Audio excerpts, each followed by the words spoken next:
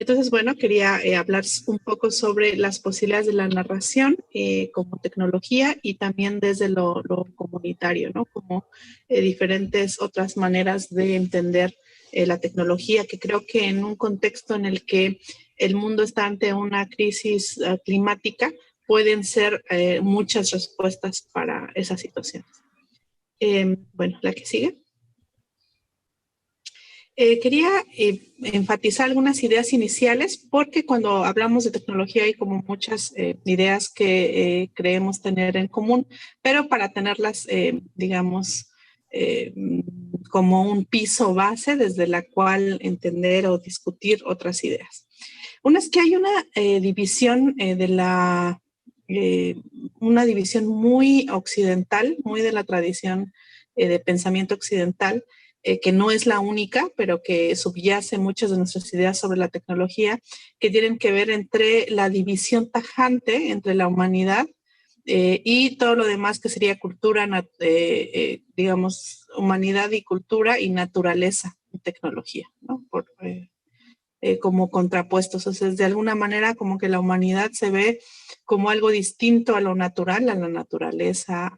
Pocas veces nos concebimos la humanidad como una parte de los ecosistemas naturales.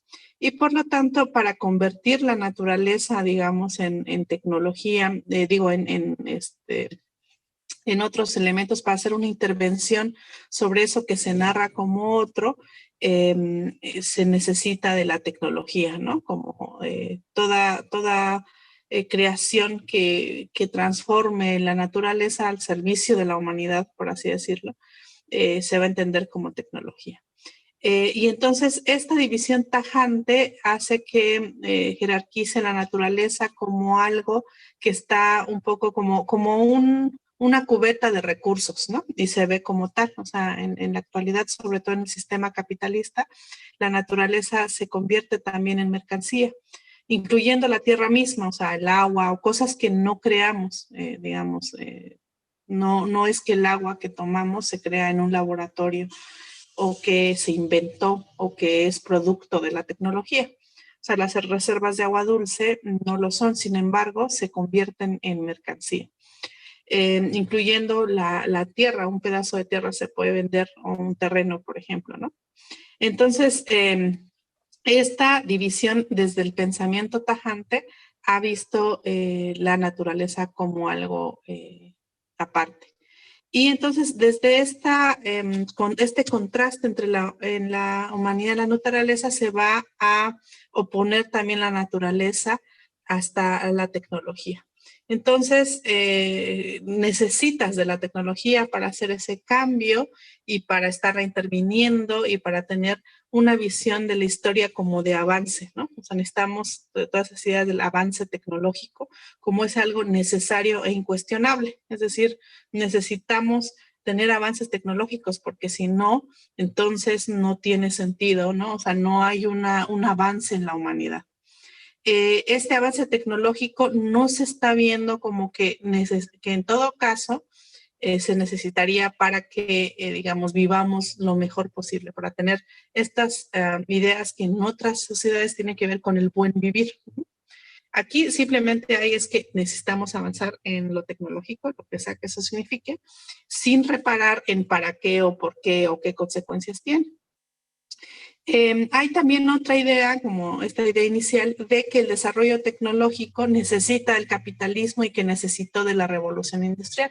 Siempre que se hace una crítica, por ejemplo, a la tecnología por sí misma o cierto tipo de tecnologías, por lo tanto, entonces te dicen, bueno, es que sin revolución industrial y sin capitalismo no tendrías ese celular con el que ahorita estás hablando. O no tendrías ese iPhone con el que estás tuiteando estas cosas. O sea, siempre hay una visión de que el capitalismo es necesario o es un requisito necesario para el desarrollo tecnológico.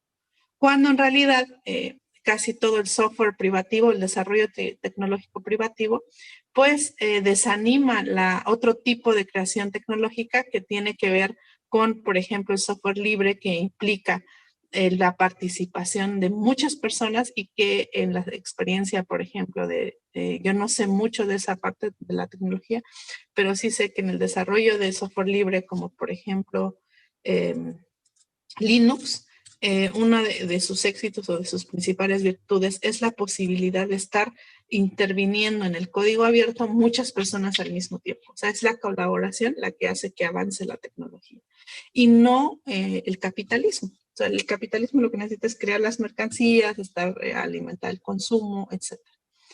Y bueno, la que sigue. Entonces, por ejemplo, en el caso de la tecnología y el desarrollo de la medicina, lo que nos dicen, por ejemplo, es que sin estas estructuras mayúsculas como los estados y el capitalismo, por ejemplo, no es posible tener desarrollo tecnológico en cuanto a la medicina y que es muy necesaria porque eso hace un bien a la humanidad. Sin embargo, si vemos ahí un poco la trampa, es que hay cierto desarrollo tecnológico que, por ejemplo, ha creado la posibilidad de tener con productos, alimentos que se vuelven, bueno, productos ingeribles, les llamo yo, comestibles, que se vuelven, que puedes, por ejemplo, tener un pan, digamos, industrial, de los que venden en paquetes, el pan Bimbo, por ejemplo, y lo puedes tener durante mucho tiempo sin que se eche a perder, ¿no? Ahí hay un desarrollo de ciertas ideas, hay tecnologías asociadas para que eso no suceda, ¿no? Para que no pase lo que sería normal, y es que un pan se pudra o se eche a perder lo más pronto posible. O bueno, como es su ciclo natural. Entonces, esa tecnología se desarrolló para eso, y luego eso que se desarrolló nos enferma. Y para eso luego hay que necesitar medicina que además está en manos de farmacéuticas privadas.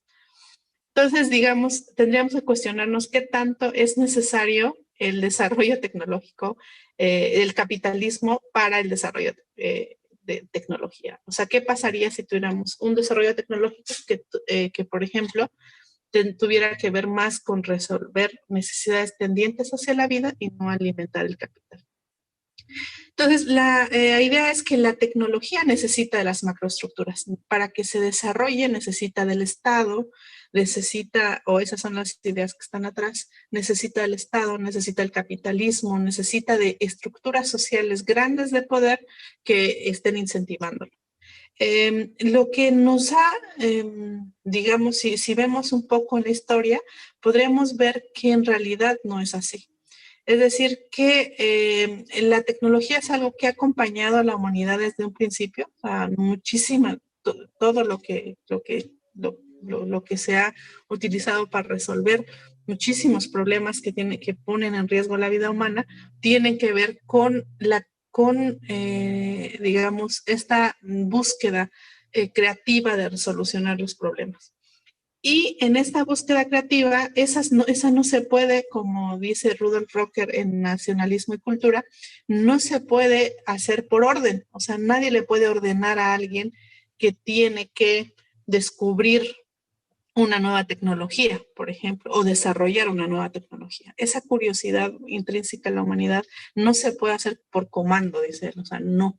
Entonces, el poder en sí mismo, las estructuras sociales de poder a las que ahorita está asociada la tecnología, no necesitan de esas macroestructuras, no porque las necesitarían si necesitamos crear la tecnología por poder, y ni la tecnología ni todas las actividades creativas, artísticas, estéticas, no se pueden ordenar, ¿no?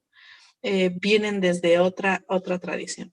Entonces, creo que es posible en ese sentido desarrollar otro tipo de ideas en torno a la tecnología y más bien desapropiar la tecnología de manto ideológico, por así decirlo, que lo que le cubre el capitalismo.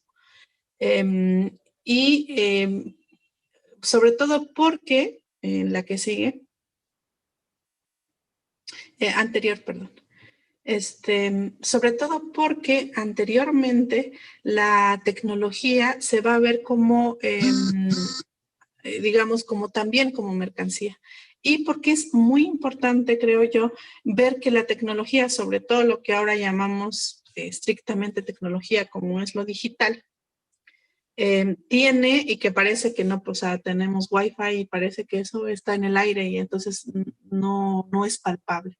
Sin embargo, todos los dispositivos en los que accedemos a la tecnología son palpables. Tienen hardware, o sea, tienen una realidad material, y el Wi-Fi tiene antenas, muchas de las cosas digitales tienen muchas realidades materiales. Y estas realidades materiales necesitan entonces de insumos, y estos insumos tienen que provenir de algún lado.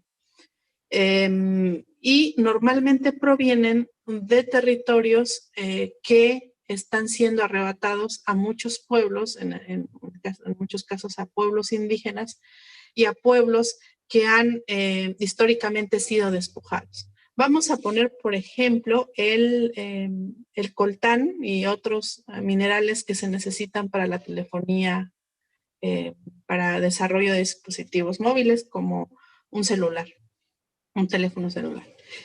Por un lado tenemos que lo que se hace es, uno, no se da una cobertura general, es decir, las personas que pertenecen a pueblos indígenas tenemos menos acceso a esa tecnología que se está haciendo a expensas de nuestros territorios, entonces hay un menor acceso, ¿no? Para comenzar.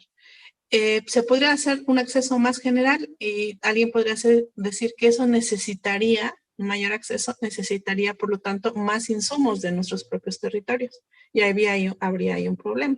Sin embargo, si nos damos cuenta, existen ya más dispositivos celulares que en ciertos territorios que personas.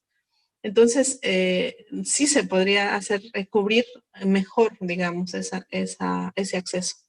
Pero por otro lado, dado que está inserto dentro del capitalismo, coltán, o para extracción de otro tipo de minerales para poder tener celulares cada año, porque lo que necesita el capitalismo es el consumo, el consumo, el consumo. Entonces, ¿cómo disasociamos las ideas sobre tecnología del desarrollo capitalista, bueno, del sistema capitalista?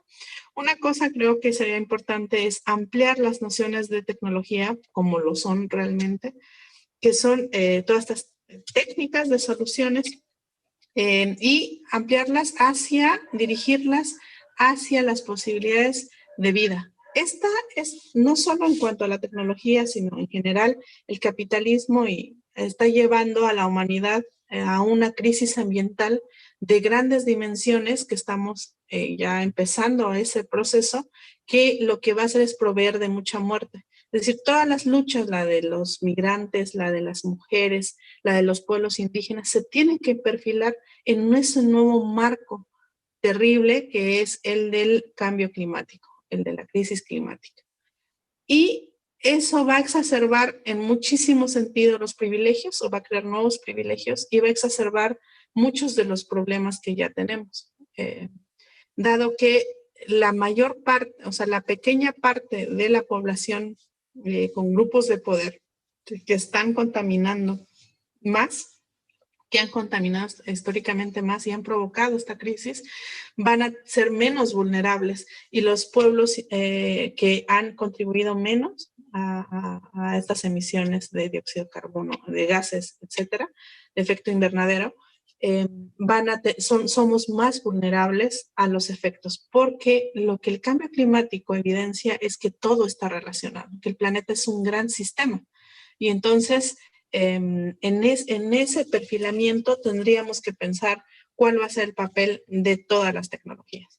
Una respuesta que se da desde el capitalismo verde, que le llaman, es que la respuesta a esas crisis van a ser desde el desarrollo tecnológico capitalista. Bueno, vemos que es insostenible. Y por otro lado, es voltear a ver otro tipo de tecnologías que han sido discriminadas como tecnologías atrasadas o como tecnologías que no dan respuesta. Como dice el periodista mapuche Pedro Cayuqueo, en este momento de la historia, los pueblos indígenas tenemos respuestas a esta crisis. O sea, hay respuestas tecnológicas, respuestas cotidianas y respuestas que ponemos en la mesa, que pueden, en un contexto que está proveyendo mucha muerte, darnos una respuesta para apostar por la vida. Una de esas tiene que ver, por ejemplo, con el tratamiento de la diversidad. Pongamos un ejemplo, la milpa como una tecnología. que implica una serie de adaptaciones al medio, pero también de intervenciones sobre ese tipo de cultivo. La milpa no es un campo de maíz, es decir, no es un monocultivo. Por eso habría que distinguir mucho entre una milpa, por ejemplo, y un campo de maíz. Una milpa implica un sistema que se alimenta, ¿no? Tenemos el frijol aportando una serie de nutrientes que necesita el maíz, donde está la calabaza y donde durante todo un año va produciendo diferentes tipos de productos. Y que tiene, por ejemplo, adaptaciones a cómo tiene que ser el clima, las lluvias, cómo evitar que se caigan las matas. Y hay una serie de prácticas culturales y técnicas aplicadas al desarrollo de la milpa. Sabemos los efectos que tiene el monocultivo, por ejemplo, en México, el monocultivo de fresas, en los grandes monocultivos en el norte del país, que están también contribuyendo a esta crisis climática. También en un contexto en el que tenemos macroestructuras de poder, como el capitalismo, como el Estado mismo, los pueblos indígenas tienen o han planteado, o tenemos otro tipo de organizaciones que llamo estructuras minúsculas. Es decir, si pensamos en la Ciudad de México como un conglomerado, no como una sola unidad, pues siempre que hablo de eso me dicen, eso se podría aplicar en pequeñas comunidades como la tuya, pero no en la Ciudad de México. Pero si pensamos la Ciudad de México, que además ya hay varias estructuras minúsculas que funcionan muy bien autogestivamente en esa ciudad, si pensamos que es un conglomerado de estructuras minúsculas que en todo caso pueden después articularse para resolver problemas en conjuntos, podríamos pensar entonces la humanidad sin Estado, sino como pequeñas estructuras minúsculas que van a estar carcomiendo sistemas grandes. Para poder hacerlo necesitaríamos que, por ejemplo, cada estructura minúscula pudiera gestionar la alimentación, la salud y, por ejemplo, la justicia y la educación, autogestionándose. Ahorita tenemos un pacto que es más o menos el siguiente, y es que cada ciudadano, ciudadana, y digo sobre todo ciudadano porque hasta ciertas décadas las mujeres no éramos ciudadanas completas, por así decirlo, no podríamos votar, establece un pacto con el Estado, y ese pacto con el Estado implica pagar impuestos, y el Estado, gobernado por ciertas personas que se eligen en una votación, pero que no representan necesariamente los intereses de sus votantes, va a administrar ese dinero, y entonces a cambio de pagar unos impuestos, dejamos en un agente externo y ajeno la gestión de aspectos fundamentales de la vida, que son, por ejemplo, pues la justicia, la educación, la gestión del agua potable, o sea, todo lo que necesitamos para vivir como personas, las dejamos en manos de de un agente que no conocemos, que es un agente de poder que tiene el monopolio del uso de la violencia a cambio de ese pacto. Entonces, si empezamos a organizarnos, podemos en cierta medida comenzar a romper esos pactos. Eso es un poco lo que los pueblos indígenas hemos hecho, vivir un poco en el margen de los estados. Y si voy a poner un ejemplo muy burdo, si el agua se descompone y no llega agua, en lugar de llamarle a la delegación, lo que hacemos es reunirnos y ver dónde está el desperfecto para arreglar el agua, el sistema de agua potable que hace que no llegue. Entonces, si nosotros pensamos en las estructuras minúsculas como estructuras tecnológicas para resolver, o sea, como un entramado de técnicas para resolvernos la vida, para darnos una posibilidad de vida, creo que podemos enfrentar mejor lo que viene con el ya inevitable cambio climático, porque sabemos que quienes tendrían que estar haciendo algo para revertirlo lo más posible no lo están haciendo, ¿no? Entre ellos, por ejemplo, personas como Trump no lo van a, tampoco lo van a hacer.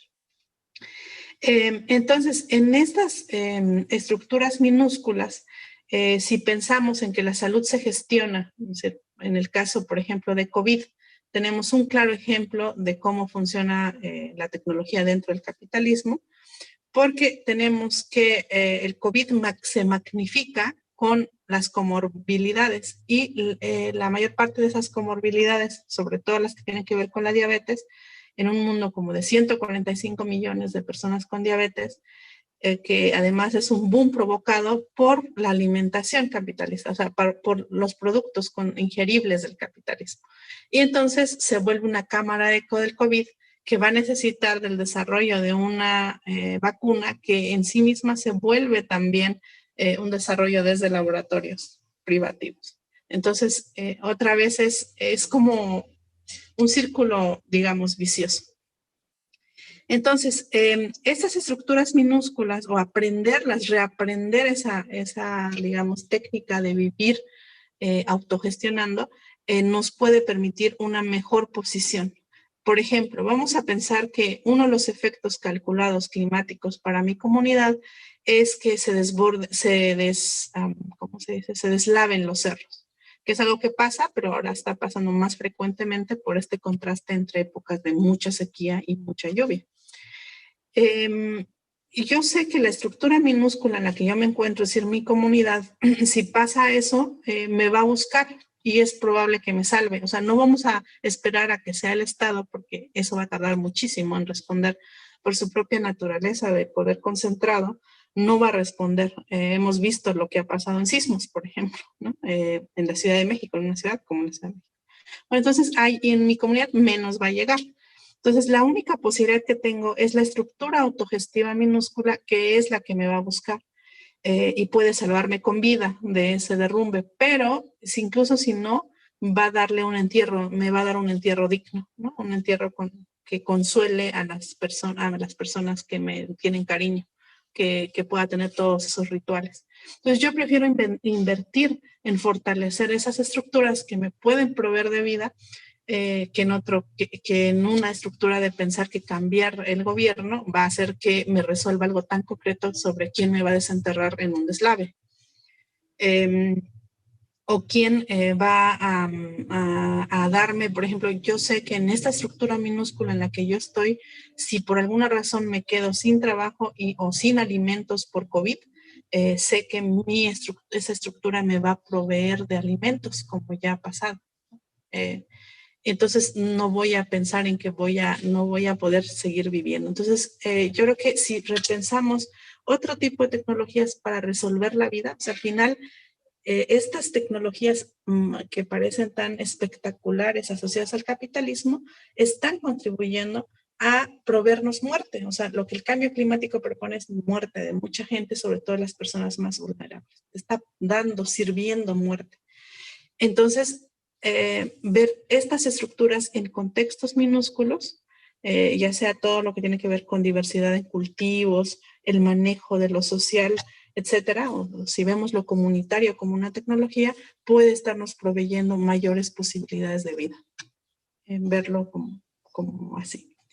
Y creo que en estas estructuras minúsculas, pensar las tecnologías en estructuras minúsculas, su avance puede ser con más sentido, digamos, para quienes piensan en el avance tecnológico como algo que no debe frenarse porque nada debe frenarlo porque sí. Incluso bajo esa perspectiva, el avance tecnológico que va a estar relacionado con la colaboración, o sea, la colaboración como el punto básico, fundamental de la tecnología, creo que va a hacerlo de manera más acelerada y más rápida. Platicando con personas involucradas en el desarrollo de Mozilla en lenguas indígenas, Mozilla nativo, que se llama para desarrollar, por ejemplo, Firefox para celulares en diferentes lenguas indígenas, justamente hablando con estos localizadores, estas activistas que están trabajando en eso en diferentes lenguas indígenas, me decían que haber empezado a localizar y trabajar en un entorno donde es colaborativo, desde donde no está el software privativo, donde no hay que comprarlo y donde todas las personas pueden estar interviniendo para lograr ese desarrollo, les recordó mucho o les pareció un paso muy natural a los tequios, ¿no? Que son esta estructura antigua mesoamericana que todavía es muy vigente en nuestras comunidades de trabajar en conjunto para un bien común. O sea, al final, un tequio, que también es otra respuesta que vamos a tener, tenemos un problema, vamos a resolverlo en conjunto para resolver y cubrir esa necesidad. Y el software libre trabaja con ese mismo principio, es como vamos a trabajar en conjunto para resolver esto. Entonces el paso de estructuras de tequio a estructuras, es decir, tequio tecnológico, parecía un paso más o menos, digamos, natural para ellos. Entonces, creo que sí, no es, como siempre que sucede, no es la tecnología en sí misma que se basa, que es satanizable, sino siempre que se encuentra, todo lo que encuentra el capitalismo, el colonialismo y el patriarcado, como que lo chupa el diablo y entonces lo convierte en eso. Cuando el alimento se cruza con el capitalismo, entonces tenemos quesos que no son queso, ¿no? Que te enferman. Cuando el consumo de enervantes se encuentra con el capitalismo, tenemos toda esta estructura terrible del narcotráfico. Es decir, es ese cruce el que siempre va a producir, ya sea en la alimentación, en la tecnología de dispositivos móviles o en cualquier aspecto humano, lo va a pervertir en medida que lo convierta en mercancía. Por fortuna, hasta donde creo, las estructuras minúsculas escapan a esas lógicas, ¿no? Entonces, a veces es más fácil en toda esta gestión de la vida pensar en conquistar el poder, ¿no? Entonces, en estar militando en un partido político de izquierda, por ejemplo, para poner a ese partido durante pues, una lucha muy larga, ¿no? Para ponerla en el poder, para que estando en el poder, pues como es el Estado, va a repetir la misma a corto, a mediano, a largo plazo, los mismos errores porque es concentración de poder, no por nada más. Y otra vez vamos a estar, o regresa a la derecha, o tenemos un partido 80 años en el poder, como ya pasó. Y entonces otra vez comienza otra lucha, así. O podemos hacer una lucha que tal vez no sea tan visible, que es la de organizarnos. Organizarnos en estas estructuras minúsculas para poder hacer un desarrollo como tecnología o de lo tecnológico desde otra perspectiva que escape lo más posible al mercado. Bueno, teniendo esas ideas de base, ahora quería hablar un poco sobre las diferencias y sobre la misma idea de la escritura como tecnología y la tradición oral como tecnología. La que sigue.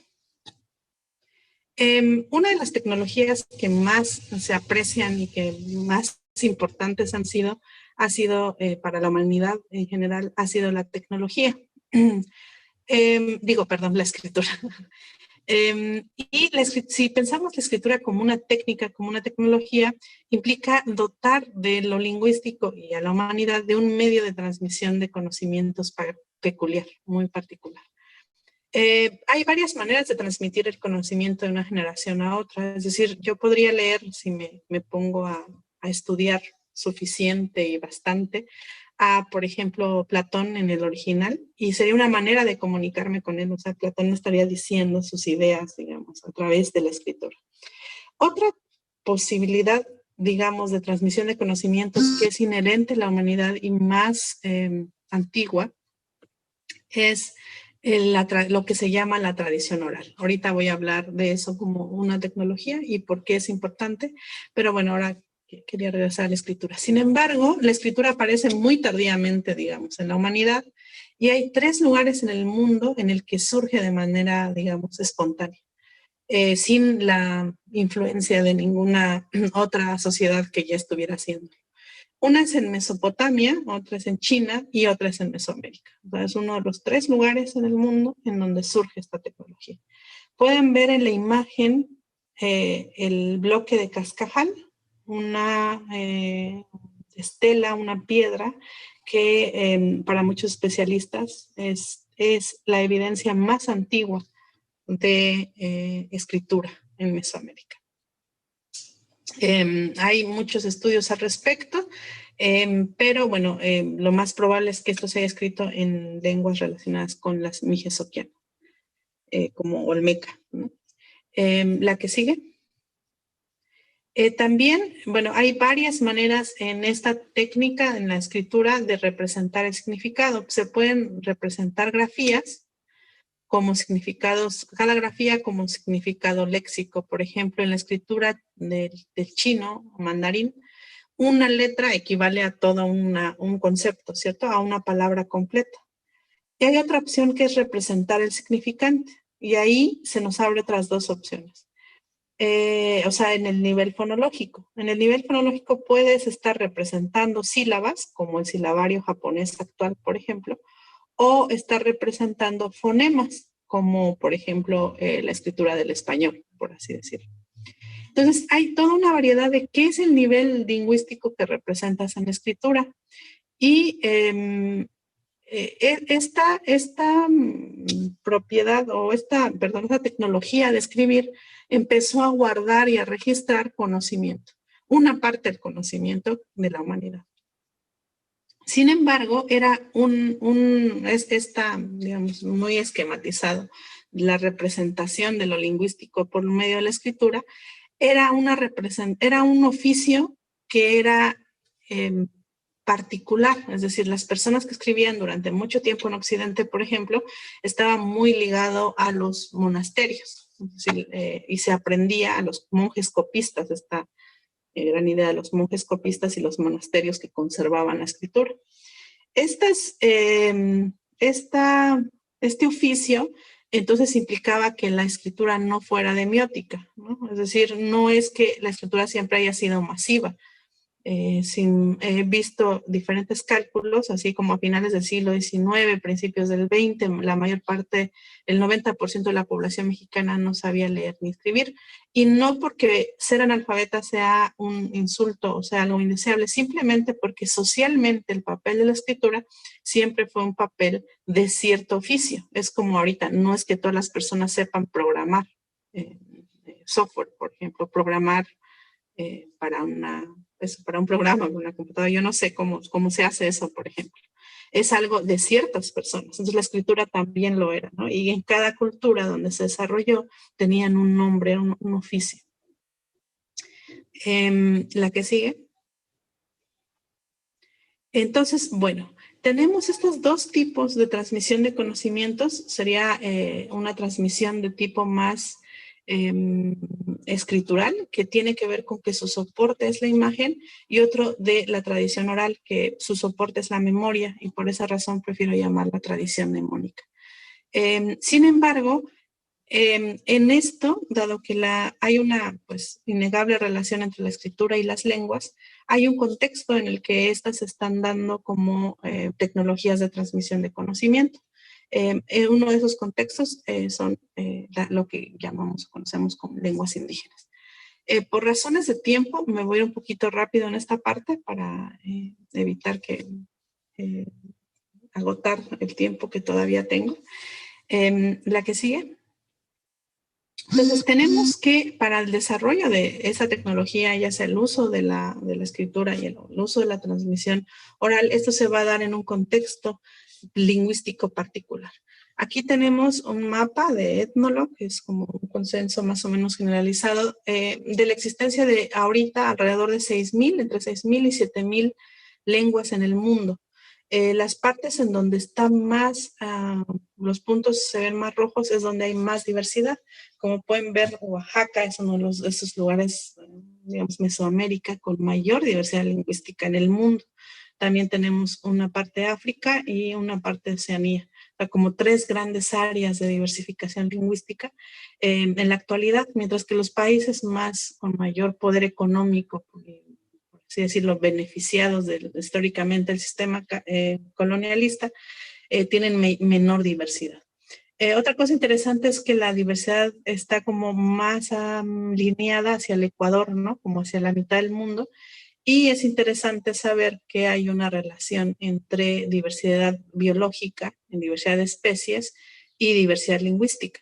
No sé si sea una relación causal, siempre repito eso, no sé si una cosa cause otra, pero es por lo menos inquietante que de los 12 países con mayor diversidad de lenguas también estén en la lista 9 de mayor diversidad de especies biológicas. La que sigue. Sin embargo, o sea, todo está como mucha diversidad y muchas lenguas, muchas maneras de pensar el mundo. Tenemos que el catálogo de lenguas amenazadas de la Universidad de Hawái calcula que muere una lengua cada 3 meses, o que en 100 años más de la mitad de las lenguas del mundo habrá desaparecido. Es decir, en ningún momento de la historia ha habido digamos, tanto lingüicidio como ahora. Y eso que han pasado muchísimas cosas en la historia de la humanidad. La pregunta es, ¿por qué? ¿Por qué justamente, y con esto hay vamos a ver por qué hay un detrimento de cierto tipo de tecnologías asociadas a la transmisión de conocimientos, con esta muerte acelerada de las lenguas? La que sigue. Bueno, tiene que ver, voy a decirlo muy rápidamente, con la conformación de los estados-nación. O sea, nunca antes en la historia de la humanidad habíamos tenido una gran diversidad de estructuras sociales. O sea, había monarquías, había estructuras clánicas, comunitarias, etcétera. O sea, una diversidad posible de organizar la vida en común. Sin embargo, desde hace más o menos 300 años se empieza a conformar algo que ahorita está muy consolidado, y es que todo el planeta está dividido en estructuras sociales, políticas que son más o menos iguales, es decir, los países. Todo el planeta está parcelado por fronteras. Eso antes no existía. Está parcelado en fronteras, y cada una de estas entidades son más o menos 200 entidades según la ONU, un poquito más de 200 países, incluso hasta el océano. Es más, hasta empieza a haber derecho espacial, o sea, se está parcelando el espacio, se parcelan los océanos, las aguas internacionales están bajo el funcionamiento de ciertas leyes. Y estas 200 estructuras, digamos, tienen más o menos la misma arquitectura. Tienen una bandera, su himno nacional, van a participar a los Juegos Olímpicos, generan discursos identitarios, controlan estrictamente sus fronteras. No podemos salir sin un pasaporte, por ejemplo.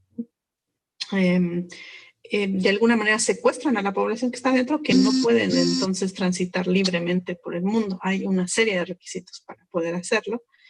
Y además genera la idea de que cada una es una unidad cultural, lingüística, etcétera. Entonces, estos estados han respaldado en general una sola lengua, ¿no? En general, algunos dos o un poquito más, pero no mucho más. Entonces, al hacerlo, también han combatido activamente la existencia de otras lenguas. Si tenemos 7,000 lenguas en el mundo y 200 estados cuya premisa fundamental para su identidad es el monolingüismo, entonces hay 6,800 lenguas, más o menos, que están siendo no solo no utilizadas por el Estado, pero combatidas activamente para desaparecerlas. En el caso de México eso ha sido muy claro. El Estado eligió la lengua minoritaria cuando se creó, o sea, cuando México se creó, el 70% de la población aproximadamente hablaba una lengua indígena. Esa proporción no se ha mantenido, ahora somos el 6,5%, o sea, éramos la población mayoritaria cuando se creó México. Entonces, se eligió por el grupo de poder criollo que diseñó el Estado, o esa ideología criolla que diseñó el Estado, entonces eliminó, digamos, durante todo este tiempo a otras lenguas que no fueran las que reivindica el Estado, y eligió la lengua de una pequeña minoría, la minoría que hablaba español. Y esto ha sucedido, esta eliminación no ha sido pacífica, no es como de te invitamos a dejar de hablar mije, ¿no? Te invitamos a dejar de hablar zapoteco, sino ha implicado una serie de una violación sistemática de derechos humanos, castigos físicos, violentos de muchos diferentes tipos. ¿La que sigue? Entonces, por ejemplo, en Francia, que es un estado así como el modelo de cómo deben ser los países y los estados, hubo todo un movimiento de lenguas que se hablan ahí previas al establecimiento del Estado. O sea, en Francia se hablan más de 10 lenguas antes de que existiera el Estado francés, y que se siguen hablando hasta ahora, y que no se habla de eso, ¿no? O sea, la lengua de Francia es el francés y punto. Pero no, hay una gran diversidad lingüística, no solo de la migración reciente, sino previa. Entonces hubo todo un movimiento para que fuera reconocida. En eso la Academia Francesa, que es como el modelo de la Real Academia, es previa a la Real Academia, que nunca da declaraciones, declaró que las lenguas regionales, como les llaman, amenazan a la identidad nacional. O sea, justamente la diversidad lingüística amenaza la idea de homogeneidad de los estados, y lo dijeron muy, muy claramente, ¿no? Por eso me gusta mucho esa declaración. Fue muy claro, muy transparente. Eso es lo que representa la diversidad lingüística y, por lo tanto, la diversidad tecnológica de transmisión de conocimientos asociados a las lenguas. La que sigue.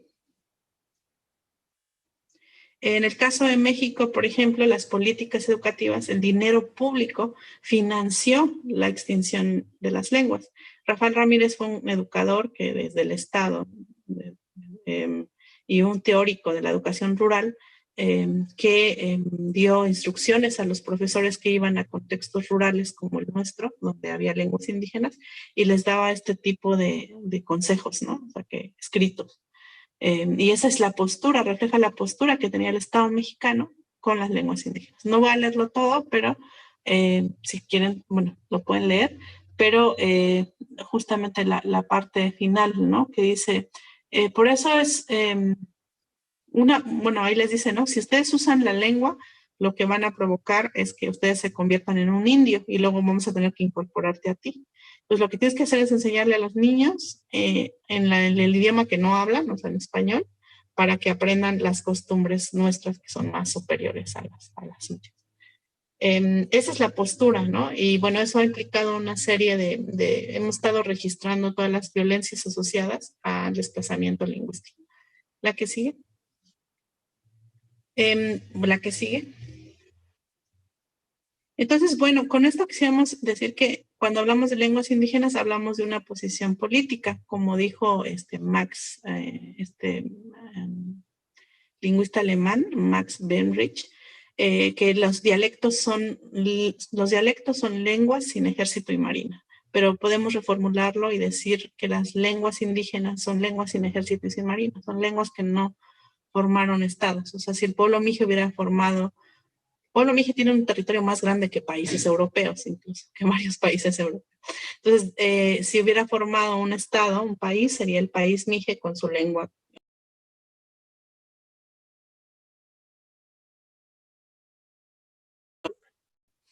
Entonces, bueno, son lenguas que están siendo discriminadas y combatidas, y lo único que tienen en común es eso, es no ser la lengua del Estado. Entonces, dentro de eso se enmarca la diversidad asociada a las escrituras, a las tecnologías de transmisión de conocimiento. La que sigue. La que sigue. Entonces, bueno, vamos a partir del hecho que hay un gran prejuicio sobre la escritura en lenguas indígenas. Hay un prejuicio que tiene que ver con que las lenguas que no se escriben son lenguas incompletas, o sea, son lenguas que les hace falta algo, que está mal no tener escritura. Bueno,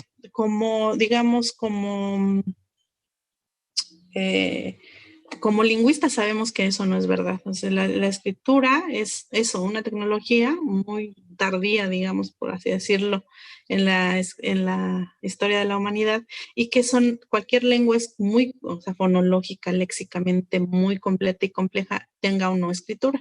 Sin embargo, y que las lenguas entonces con tradición escrita son mejores que las lenguas con tradición oral. O sea, esa idea y ese prejuicio está ahí de base. Es también insostenible dado que si pensamos la tradición oral como una tecnología de transmisión de conocimientos, nos daremos cuenta que, por ejemplo, la tradición oral no se puede quemar y una biblioteca sí, o un servidor se puede dañar, por ejemplo, pero la tradición oral no. Entonces, tiene ventajas, tiene características que frente a ciertas situaciones, una tiene ventaja y otra no. También hay esta idea de que las lenguas indígenas se están comenzando a escribir, o sea, que estamos comenzando a utilizar esa tecnología. Como les decía en un principio, uno de los lugares donde se inventó de la nada, digamos, surgió así espontáneamente la escritura fue en Mesoamérica, por lo tanto, eso también es falso. Hay una gran tradición de escritura que cuando llega el colonialismo, también las culturas se apropian entusiastamente del abecedario, y los primeros impresos en este continente pues están relacionados con hay libros, o sea, algo que ahorita es medio extraño y muy raro, tener un libro en Mije. En 1730 había libros publicándose en Mije, un montón de libros en zapoteco, el uso cotidiano para la administración pública, poder tener una averiguación previa a una denuncia penal en mixteco era algo normal. La Real y Pontificia Universidad de México tenía en sus cátedras, impartía cátedras en otomí, en matlatzinca, en náhuatl, algo que ahora parece impensable. Entonces, más bien con el establecimiento del Estado mexicano, si hay un combate a hablar las lenguas, pues todavía más para escribirlas, y sobre todo esa tradición, salvo en ciertos casos como el maya y algunas variantes zapotecos, se trunca. El inicio de la vida independiente trunca las muy ricas tradiciones de escritura en lenguas indígenas.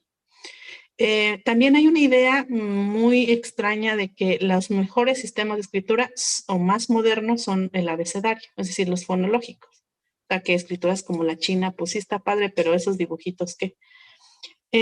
cuando en realidad es esta visión positivista como de progreso de todas las escrituras tienden hacia lo fonológico, pues no es así, ¿no? Cada una se va a adaptar a la tradición y a las necesidades y además... pues, por ejemplo, para escribir la palabra persona, en chino necesitaré una letra, pero en español son 1, 2, 3, 4. Pues son mucho más, o sea, van a tener ventajas y desventajas. Y también hay una idea de que la variación, el hecho de que tengamos tantas lenguas, es un obstáculo para el desarrollo de la escritura. Y bueno, el español es súper variable, ¿no? Nadie habla todo el español, o sea, nadie habla el español de Tepito más el de Madrid, más el de Cuba, más el de Medellín, o sea, siempre hablamos una variante concreta. Entonces, la variación lingüística interna no implica eso. Entonces, con estos prejuicios que hay sobre la tradición escrita en lenguas indígenas, queríamos poner entonces qué otras opciones tendríamos de transmisión de conocimientos que no pasen por la escritura. La que sigue. Bueno, vamos a entender la tradición escrita y la tradición oral. Ahorita le voy a cambiar de nombre y les voy a explicar por qué la tradición oral, ese nombre no me parece el más adecuado. Vamos a pensar que son tecnologías, o sea, son desarrollos, porque la tradición oral no implica solo hablar, porque uno diría, ¿y qué tecnología hay en hablar? O sea, es algo casi que natural a la humanidad. Por eso no quisiera llamarle tradición oral, pero para ahorita entendernos lo voy a dejar así. Ambas son tecnologías que se utilizan para transmitir información. Es decir, por ejemplo, en la escritura yo puedo agarrar un producto como esto que es pegamento líquido y tengo escritura aquí. Entonces aquí me está transmitiendo cierto tipo de información. Por ejemplo, me está diciendo para qué lo puedo usar. O sea, no lo puedo untar en mi pan para desayunar. Entonces, hay un tipo de transmisión de información que lo está dando, y esto es escritura. O sea, más allá de que pensemos lo literario, que es otra cosa, esto es escritura y me está transmitiendo información. Su soporte, como ven, es visual, es físico. Yo necesito ver. Aquí yo puedo callarme y leerlo. Es decir, no va a haber el hecho físico de hablar. Hablar implica un hecho físico, excluyendo el caso de las lenguas de señas, que funciona en un soporte visual también. En el caso de la escritura, yo puedo callarme y absorber esa información, transmitirme esa información sin que haya ondas sonoras, el hecho físico del sonido. Ya me enteré para todo lo que puedo usar. Pero su soporte es como la lengua que es tan física, o sea, en la comunicación, pero no siempre, ¿no? Cuando pensamos, podemos estar pensando y no hay ningún hecho físico. Pues estaba pensando de ya me aburrí de esta presentación, sin que haya un hecho físico, y ahí hay lengua. Bueno, en la escritura también, aquí hay lengua y puede no haber el hecho físico. Y necesita el soporte visual, sea papel, sea una piedra, sean los píxeles de la computadora, o sea, necesita ese soporte. Y hay una estructuración determinada de la información por medio de un sistema de grafías doblemente articulado. Esto suena muy extraño, pero lo que quiero decir es que no es que yo, por ejemplo, escriba cualquier cosa, así como puedo escribir perro, los niños, después oscuridad total. O sea, a menos que esté haciendo un poema extraño, eso no transmite ninguna información, ¿no? Si yo quiero enviarlo, necesitamos estructurar, necesitamos que tenga cierta coherencia, que es la redacción, o sea, el tejido, crear el texto. El sistema es doblemente articulado. ¿Por qué? Porque las grafías que necesitamos, esas unidades visuales, son finitas y podemos transmitir un universo infinito de posibilidades. O sea, todo lo que se ha hecho desde el Quijote, desde que está el español, las veces que has regañado a tu perro, a tu mascota, las veces que te has enamorado, todos tus pensamientos, todos los periódicos que se escriben, todas las redes sociales, desde que tenemos memoria, se han hecho con solo, ¿cuántas grafías hay en español? ¿24? Creo que hay 24, ¿no? Bueno, pues con 24 de esas cositas se ha hecho todo eso. Entonces es un conjunto finito, 24, para un conjunto potencialmente infinito. La que sigue.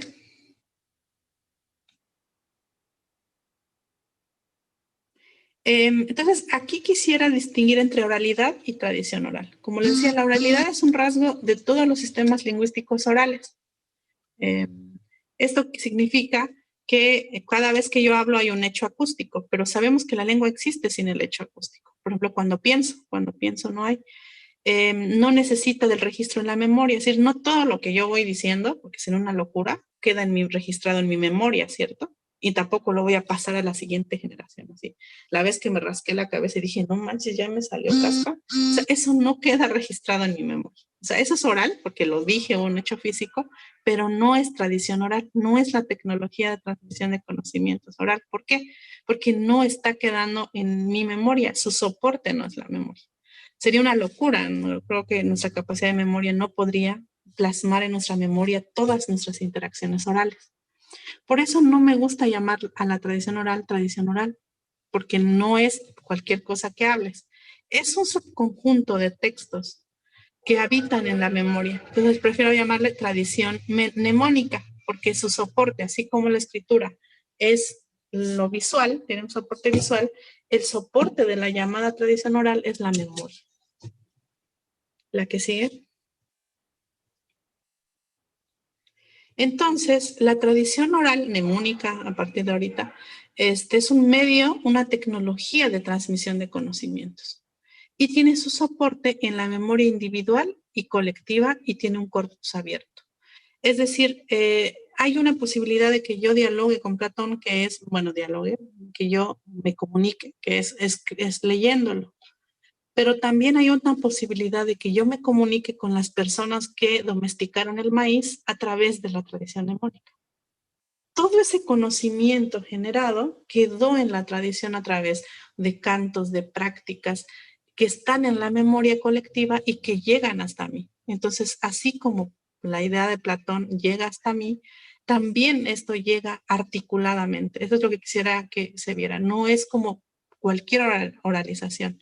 Es una serie que es de prácticas de soporte en la memoria altamente estructurado y que no solamente en la tradición oral van a estar, y no lo digo despectivamente, pero no solamente va a dar un corpus poético, o sea, no es que sí me van a transmitir tal vez los rezos de los cantos chamánicos celtales, van a tener esta vía, pero también tecnologías de uso, de adaptación al ambiente de la tierra, de cómo se construyen en ciertos pueblos indígenas, por ejemplo, diques necesarios para el riego.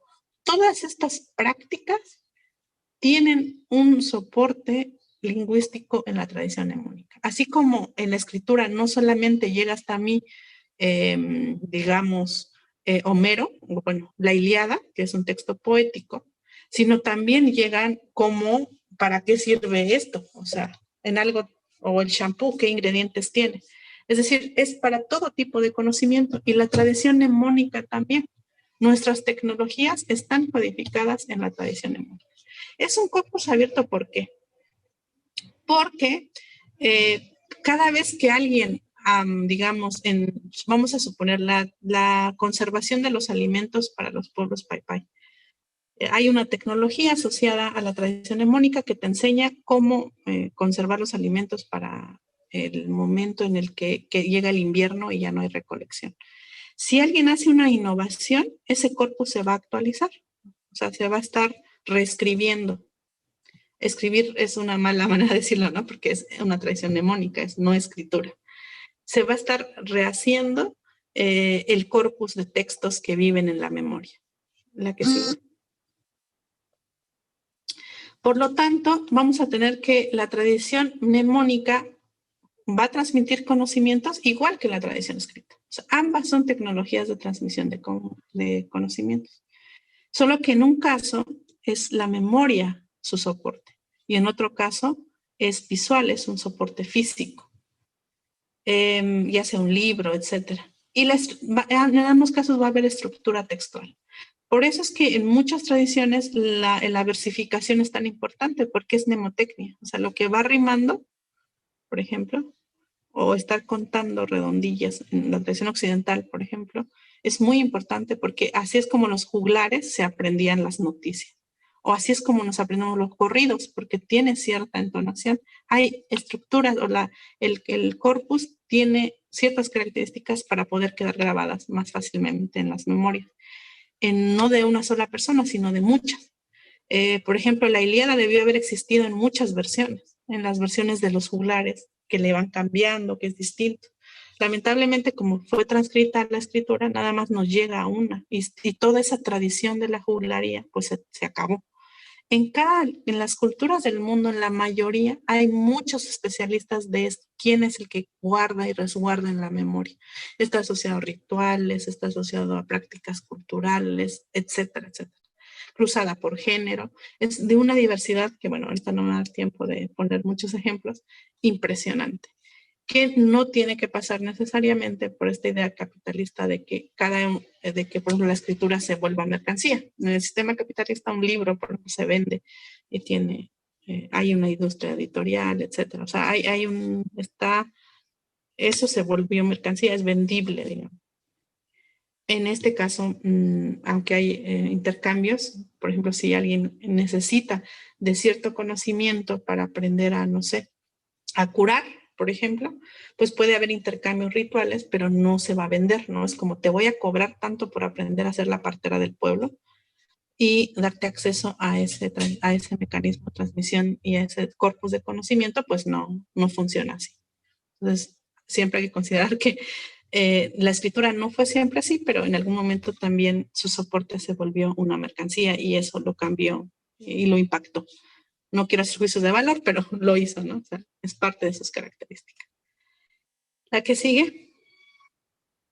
Entonces, la oralidad se va a oponer a la tradición escrita, porque yo pues, voy hablando como que se me va ocurriendo. Digo, ahorita tengo una estructura, pero normalmente cuando estamos hablando, depende del estímulo que casi tengamos, ¿no? De la respuesta de la otra persona. Podemos tener regresiones, o sea, no hay, en la oralidad es otro hecho, es un hecho comunicativo. Y entonces se opone a la tradición escrita, que sería una tecnología particular, pero también la oralidad se va a oponer a la tradición mnemónica. Es como si pensáramos por ejemplo, si yo leo un libro en voz alta, cuando lo dejo de leer en voz alta, el libro deja de existir. Pues no, sigue existiendo, ¿no? Simplemente lo oralicé. Entonces, la tradición mnemónica, cuando la ejecuto, es como si oralizara un libro que existe en mi memoria. O sea, ahí sigue existiendo. No necesita de la oralidad para existir. Sí, para transmitirse. Así como en la escritura necesitas aprender a teclear, o sea, el asunto mecánico de escribir. Pero eso no es la escritura, sino es el medio. Entonces, la oralidad podría ser el medio de la tradición mnemónica. Y entonces tendríamos que hay esa oposición, ¿no? Tanto la oralidad se va a oponer a la tecnología escrita como a la tecnología de la memoria. La que sigue. Por lo tanto, todas las lenguas cuentan o pueden contar con tradición mnemónica. De hecho, el español, todas las lenguas occidentales la han tenido y la tienen. Lamentablemente eso, como con estos prejuicios, ha sido porque no es digno de ser mercancía, creo que tiene que ver con eso, se está perdiendo muchísimo. O sea, pues los corridos de la revolución, o sea, todos estos mecanismos se están, esa tecnología se está perdiendo, pero creo que puede estar, digamos, es más, desde el sistema educativo se ha satanizado aprender cosas de memoria. No sé si Ahí siempre que puedo, trato de darles este consejo. Traten de aprenderse algo de memoria. ¿Desde cuándo no se aprenden, por ejemplo, un poema completo de memoria? Traten de volver a ejercitar, grabarse en la memoria algo cuyo soporte viva ahí. Es una experiencia cognitiva bien particular, bien interesante, pero necesaria. Y todas las prácticas asociadas a donde se transmitía y se creaba ese corpus están desapareciendo. De hecho, hay varias de estas tradiciones, por ejemplo, tradiciones en lengua zulu, si no recuerdo, una lengua de África, que resguardaba todo el conocimiento de una mujer que gobernó hace muchísimos siglos, que además desarrolló un montón de cosas para su comunidad, para su pueblo, y que todo eso estaba en la tradición oral y se transmitía como conocimiento aplicado a la vida, para, sobre todo, muy importante para las mujeres. Eso, como se está perdiendo esto en favor de solo tener libros, por así decirlo, se está perdiendo ahí un tipo de tecnología que es fundamental ahorita, yo creo, para las mujeres. Por lo tanto, también todas las lenguas pueden contar con tradición escrita. O sea, si todas las lenguas son iguales, esta tecnología está abierta. Y creo que para mí, bueno, personalmente creo que es tan lamentable, o sea, analfabeta se ha vuelto un insulto, ¿no? Es como decir a alguien que no es culto, es algo indeseable. Pero si lo pensamos de otro modo, tendríamos que evaluar cuál sería el insulto a alguien que no puede abrevar o usar la otra tecnología. No existe, porque una ha crecido en detrimento de la otra. Y yo creo que todas las lenguas podrían hacer uso de ambas y una escapa a las lógicas del capitalismo. La que sigue. Bueno, hasta aquí. Hasta aquí dejaría la presentación, porque empezaría otra parte y creo que ya por asuntos de tiempo es suficiente. Entonces, bueno, quería nada más redondear. Si tenemos estos tipos de conocimiento, en el caso de los pueblos indígenas, en muchos casos, no porque no haya tradición escrita, sino porque fue combatida desde el Estado, entonces el fortalecimiento de la tradición mnemónica resultó indispensable para poder codificar estos conocimientos aplicados al ambiente, incluyendo las tecnologías y la tradición mnemónica en sí misma como una tecnología de transmisión de conocimientos que puede plantear y resguardar respuestas ante la crisis climática actual que se contrapone a este desarrollo tecnológico que se encontró con el capitalismo y que se está acabando los recursos del planeta y que está en ese sentido proveyendo un escenario de mucha muerte en lo inmediato. Y bueno, muchas gracias. Muchas gracias, Yasnaya. Tenemos todavía un poco de tiempo para seguir conversando contigo. Te cuento un comentario de Caterina Hernández. Dice, porque es lo mismo del pasado con el gobierno de ahora. Lo mejor es, como dices, la organización de la población para dejar de depender del Estado. A mí me gustaría que nos cuentes un poquito de temas de técnicas y tecnologías que tienen que ver con la medicina, con curarnos, con sanarnos y que tienen una base importante en los pueblos indígenas y que de algún modo también, en algunos casos, los recupera las mismas farmacéuticas. O sea, hay un montón de medicina natural o de plantas que incorpora las farmacéuticas, pero que tienen un origen distinto y que son parte también de estas técnicas, tecnologías y tradiciones mnemotécnicas. Parte del asunto de la sanación, bueno, de la salud en general, tiene que ver otra vez con lo que ahorita pensamos que debe ser la salud. O sea, nosotros pensamos que lo que tenemos que hacer, y bueno, parcialmente es cierto, es fortalecer todo el sistema de hospitales, tener muy buenas medicinas, vacunas, etcétera, antibióticos potentes. Sin embargo, si lo pensamos desde otro punto de vista, desde este tipo de visión se hace un énfasis muy fuerte en la medicina curativa y no en la medicina preventiva. Porque la medicina preventiva atentaría directamente contra los productos del capitalismo. Entonces, en estas otras, digamos, tradiciones y corpus de conocimiento que están con la tradición mnemónica, se sabe que curarse implica alimentarse, o sea, desde la alimentación.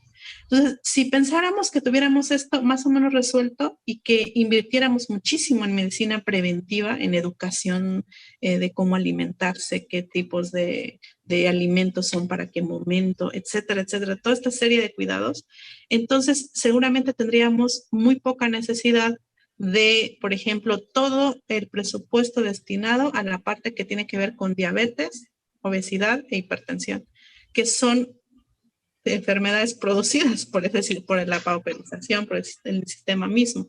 Entonces, casi es muy probable que una gran parte de la medicina curativa se pudiera, por ejemplo, concentrar en enfermedades que no, o en problemas de salud que tienen que ver con accidentes, por ejemplo, o con otro tipo, se descargaría toda la presión que hay para todo el negocio que implica, por ejemplo, vender insulina o vender todo lo necesario para la gente que desarrolla diabetes. O sea, toda la presión que se descargaría si pudiéramos ver la salud desde otro punto de vista que no tiene que ver solo con la medicina curativa. Creo que eso sería fundamental. Y ese cuidado está en esas estructuras micro, ¿no? Claro. También creo que es muy importante ver la relación que hay sobre cómo una gran parte de esta tecnología de transmisión, digamos, de conocimientos a través de la memoria, va a tener que estar resguardada en muchos casos en mujeres. Claro. Y creo que eso también en un sistema patriarcal que se cruza con el capitalismo, que utiliza el cuerpo de las mujeres como productos, como, o sea, bueno, toda la opresión que hay sobre eso, o sobre su conocimiento, que es no válido. Entonces, una gran parte a mí me interesa mucho esta oposición que se hace entre las curanderas y el médico, o sea, la figura del médico como una figura masculina, ¿no? Que es la que sí te va a decir qué, y la que te va que en este proceso en mi comunidad, por ejemplo, se ha demeritado y que ha redundado en violencia obstétrica, o la figura masculina del médico, que se ha relacionado muchas veces con las instituciones que han ordenado, por ejemplo, esterilización forzada o esterilización sin consentimiento de las mujeres. También el hecho, por ejemplo, que tiene que ver con la vida misma, que es la reproducción de la vida. Todo el asunto del conocimiento codificado, por ejemplo, para los partos, para el cuidado de los partos, es muy interesante, y el tiempo que se necesita para que una mujer pueda recuperarse adecuadamente de un parto, los baños de hierbas, las visitas de otras mujeres, el tipo de comida, la ayuda con el proceso de bañar y de cuidar a la nueva persona que nació, los baños de temazcal, que en un contexto capitalista esos cuidados ya no se realizan. Es imposible y tienen una presión muy fuerte, ¿no? De estar otra vez trabajando, de estar otra vez haciendo, o sea, y lo que decían las mujeres en mi comunidad es que necesitas recuperarte, porque si no lo haces, eso volverá como enfermedad en cierto tiempo.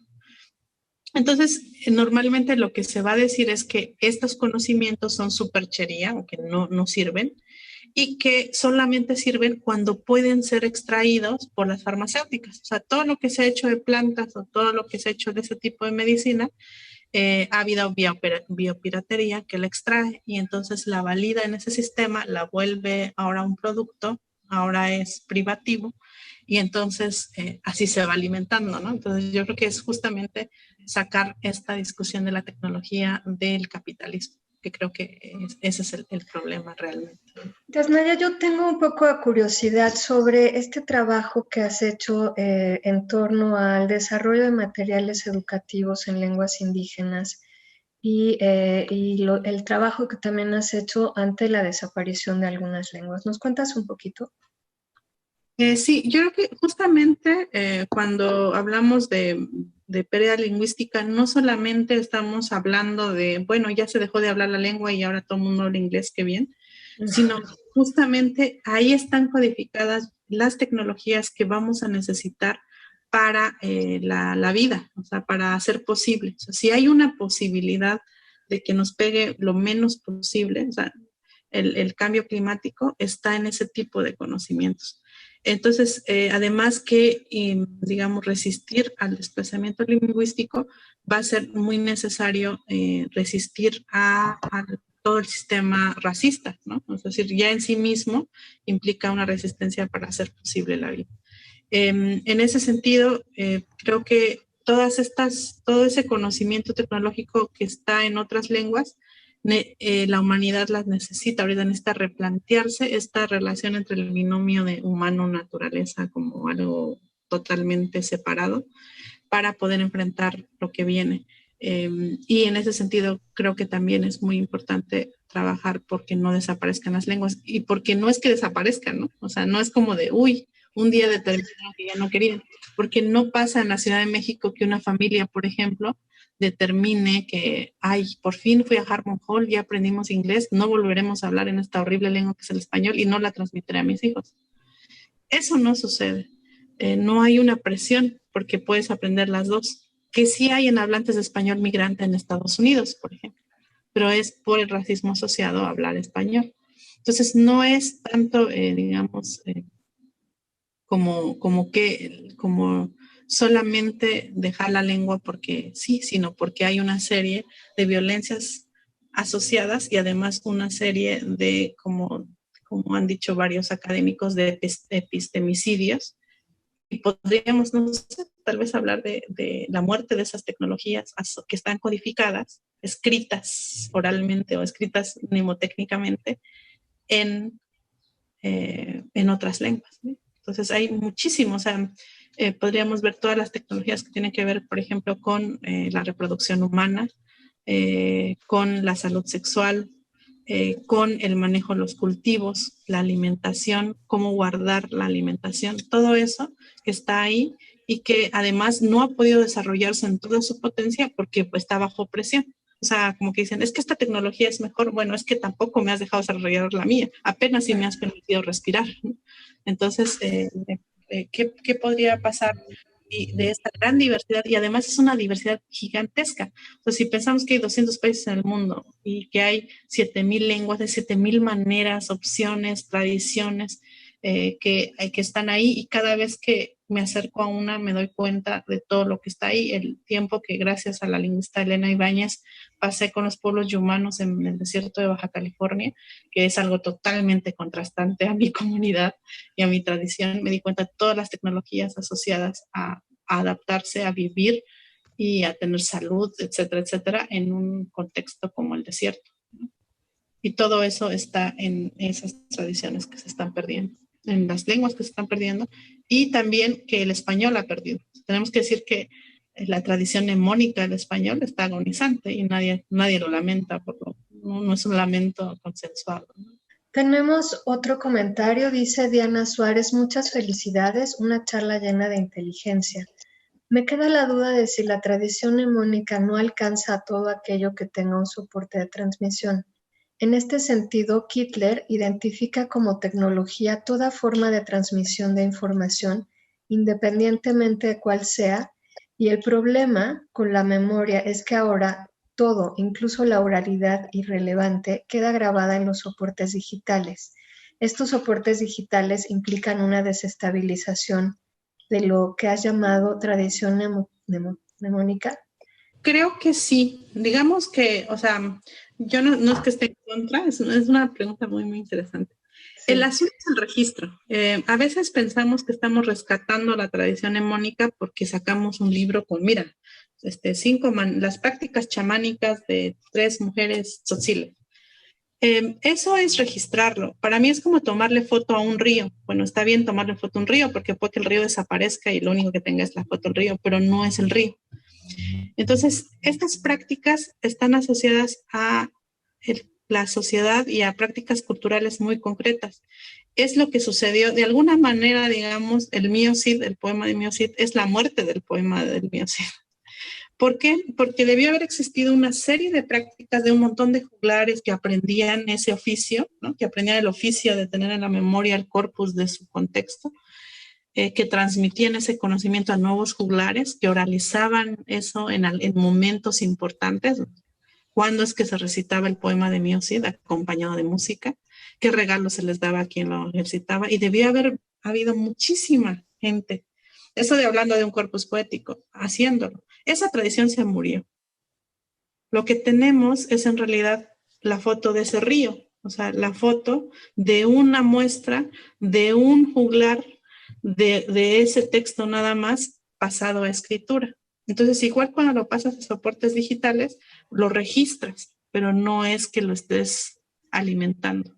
Hay una cita que ahora no recuerdo de una persona, no recuerdo de quién es, pero la cita es algo así como de mantener la tradición no es guardar las cenizas, mantener la tradición es alimentar el fuego. Voy a ir cambiando de leña, ¿no? O sea, es dinámico y va desarrollándose.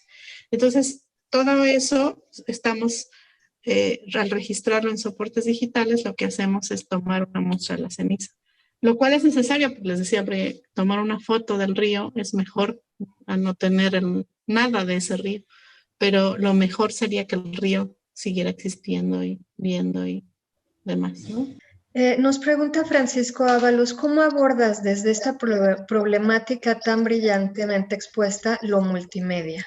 Yo creo que justamente, bueno, no quiero estirar multimedia a multimedios, ¿no? Sí. Justamente yo creo que la primera visión multimedia de la transmisión de estas tecnologías de transmisión de conocimiento tendrían que ser justamente considerar también la tradición mnemónica y otro tipo de tradiciones y de escrituras y de textos, de textualidades y tejidos que serían no solo la escritura, ¿no? Al final, el multimedia, si pensamos, por ejemplo, en una multimedia más, en una definición más estrecha, necesita de la escritura. O sea, YouTube, tú entras a YouTube, necesitas teclear YouTube. O sea, está permeadísimo por la escritura y solo por lo visual.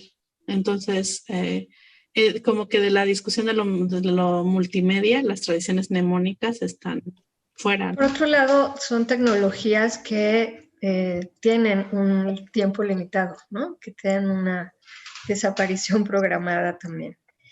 Tenemos otra pregunta más de Compatere. Hola, me gustaría saber tu opinión sobre las nociones de saber, conocimiento, arte, artesanía, arte popular. El punto con esto es que estamos no atrapados, sino que la única posibilidad que tenemos de interactuar ustedes y yo es en español. Y entonces el español, no, a mí me encanta el español, pero igual sería si solo pudiéramos hablar en mije. No, estaríamos de entrada utilizando los recursos léxicos que nos da la lengua en la que nos comuniquemos. Por eso es muy bonito el multilingüismo, porque podemos pasar de una u otra y entonces se ensancha. Entonces, saber, conocimiento, arte, artesanía son elementos léxicos que me provee el español y entonces no puedo escapar mucho de esos elementos léxicos. Yo creo que saber y conocimiento, pienso que habría una distinción un poquito más de estructuración, ¿no? Como pensar conocimiento como saber estructurado, pero eso es común a todas las culturas del mundo. O sea, todo conocimiento va a estar estructurado para que pueda ser útil. Que no esté escrito, que luego caemos en la trampa de decir, es que ya está sistematizado. Aquí sistematicé el conocimiento, mije, y yo. No, lo escribiste, que es distinto, o lo transcribiste. No implica que no esté sistematizado. Es como la gramática. O sea, mi lengua tiene una gramática que no haya sido descrita, no significa que no exista el sistema estructurado. Entonces, en ese sentido, hay una validación siempre desde Occidente. César Carrillo Trueba, un biólogo mexicano, habla de las maneras como nos relacionamos con otros tipos de sistemas de conocimientos. Uno es el abierto desprecio, es como decir, el conocimiento de las parteras mijes es superchería, no funciona, es inútil. O sea, como una visión abiertamente discriminadora, racista. Otra es la validación y esa es más sutil pero es muy potente y es muy grave, nada más que no la vemos así. Es como cuando te dicen, oye, es que eso que ustedes saben es ciencia, ¿eh? Y nosotros así, esa es ciencia mije. Es decir, no es ciencia y no está bien que no lo sea, porque no todo lo que sea ciencia es lo mejor, ¿sí me entienden? Ciencia. O sea, ¿por qué no es ciencia el conocimiento? Yo diría porque nosotros no tenemos un SNI. no tenemos premios Nobel, no tenemos revistas indexadas a las que puedes acceder, pero pagando muchísimo dinero, como Nature o todas estas revistas científicas. No tenemos una serie de cosas para evaluar qué tan válido es tu conocimiento por las veces que te citaron un paper. Es decir, la ciencia, y a mí me encanta la ciencia, es también un fenómeno social. O sea, es evaluación entre pares, es una industria que está ahí con las revistas científicas, con todos los problemas que eso trae.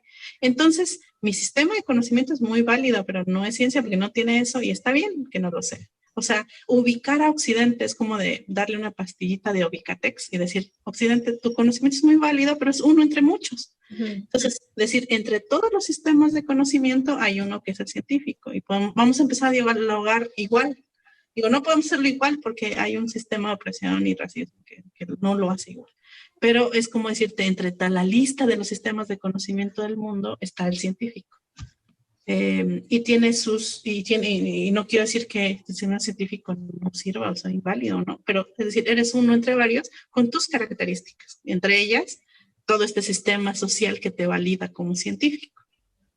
Lo mismo pasa con el movimiento de las mujeres. Hay movimientos de mujeres como muy diversos.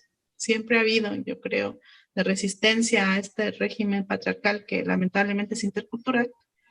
Uno de ellos es el feminismo. Entonces me dicen, es que ustedes también son feministas. No, nuestra lucha, por lo menos la que yo aprendí en mi comunidad, las mujeres, no pasó por olas. Yo nunca leí a Simone de Beauvoir, o sea, y no digo que esté mal el tuyo, pero no valides desde que tiene que llamarse, identificarse con lo tuyo para que sea válido. El feminismo es uno más entre la lucha de las mujeres del mundo. Igual con arte. Para mí hay manifestaciones estéticas, que es algo muy humano, muy de la humanidad, y manifestaciones poéticas. Todas las lenguas tienen esa manera de usar la lengua para crear un efecto estético en otras personas. Pero no es literatura, y está bien que no lo sea, no es arte. El arte es una manifestación muy de Occidente, de lo estético. Y tiene una serie de galerías donde venden, o sea, el arte en esas tradiciones es mercancía. Está tasado, hay agentes, hay ferias, hay premios bienales, etcétera. O sea, está como en un sistema en el que las manifestaciones estéticas no funcionan así. Claro, las mercancías, las artesanías son vistas como manifestaciones estéticas que sí pueden convertirse en mercancía para el sistema capitalista y por eso son muy folclorizables. Pero creo que más o menos lo explicaría así. No tenemos ya más comentarios del público. Yo más bien te agradezco profundamente tu presencia, el traslado que hiciste para lograrlo, aceptar nuestra invitación y compartir con nosotros esta mañana. Muchísimas gracias, Yasna. Muchas gracias a ustedes por la invitación y disculpen la dificultad tecnológica, bueno, no, técnica. Muchas gracias, que estés muy bien. Y invitamos al público a acompañarnos a la siguiente mesa que empieza en una media hora. Muchas gracias, que tengan buen día. Gracias, Yasna.